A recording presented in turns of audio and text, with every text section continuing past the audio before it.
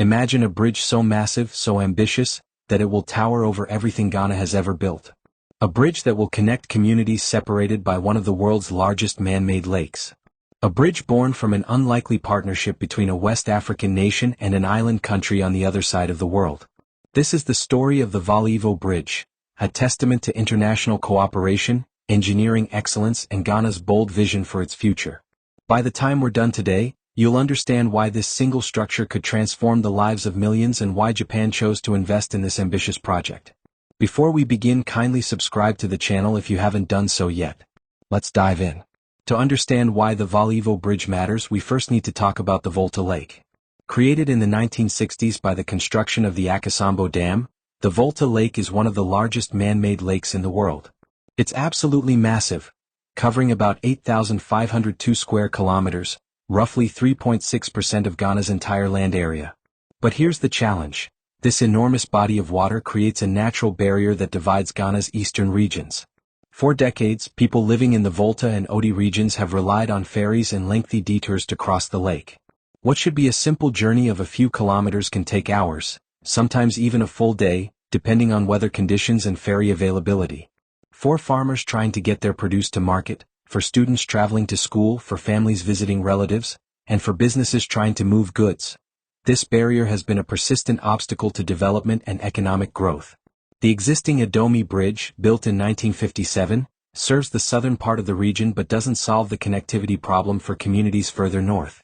Ghana needed a solution. Ghana needed the Volivo Bridge.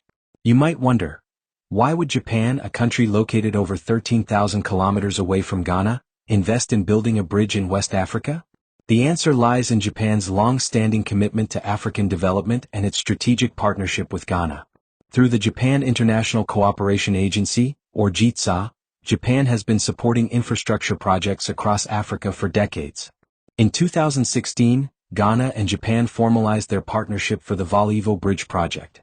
The agreement was remarkable. Japan offered a loan of approximately $100 million, or 11.239 billion Japanese yen, but here's where it gets interesting. The terms were extraordinarily favorable. The loan comes with just a 0.1% interest rate.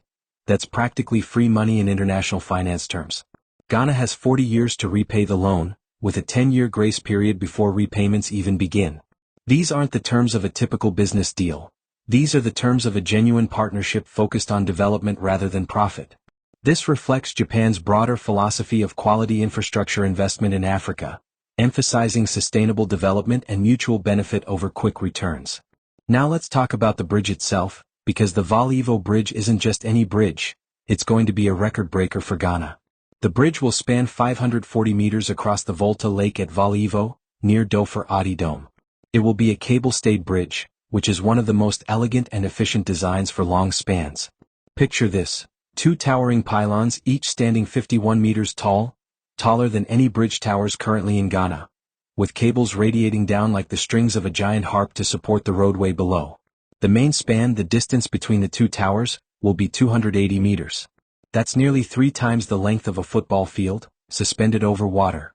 This will make it the longest cable-stayed span in Ghana, exceeding the historic Adomi Bridge by 200 meters.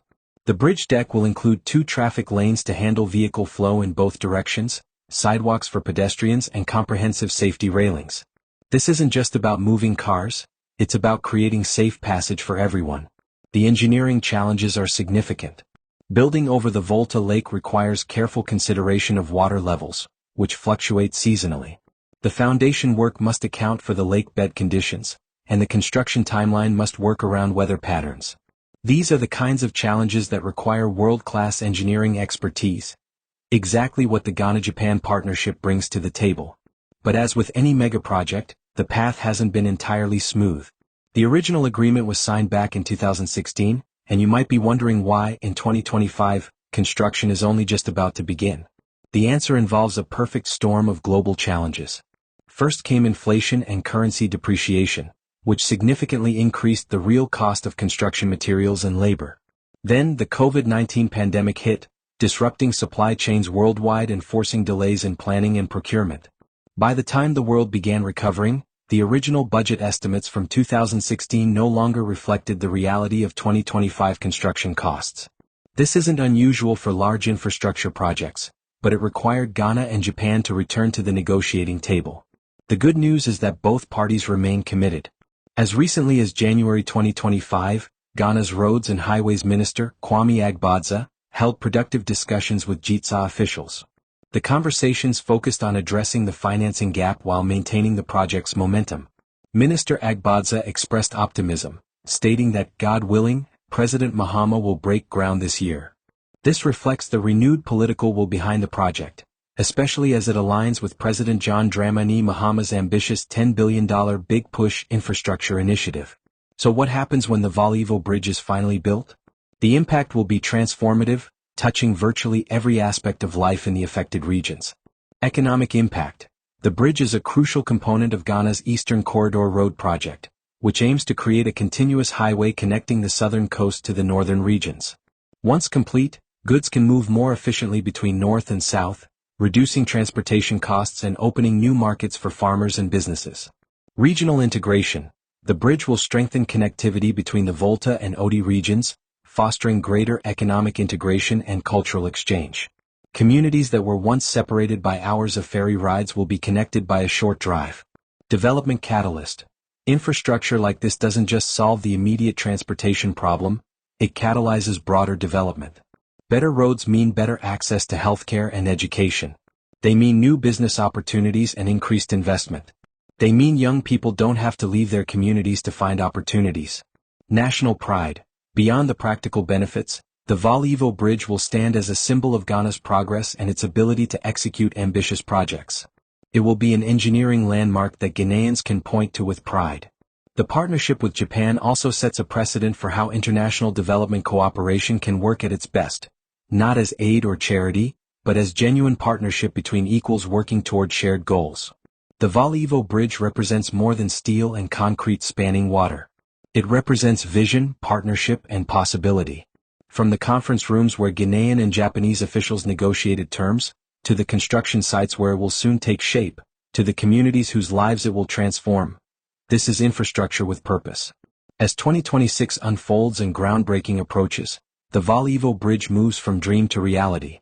And when those first vehicles cross that 540-meter span, they won't just be crossing a bridge, they'll be crossing into Ghana's future. Thanks for watching. If you found this story of international cooperation and engineering ambition interesting, please like this video and subscribe for more content on Africa's infrastructure revolution.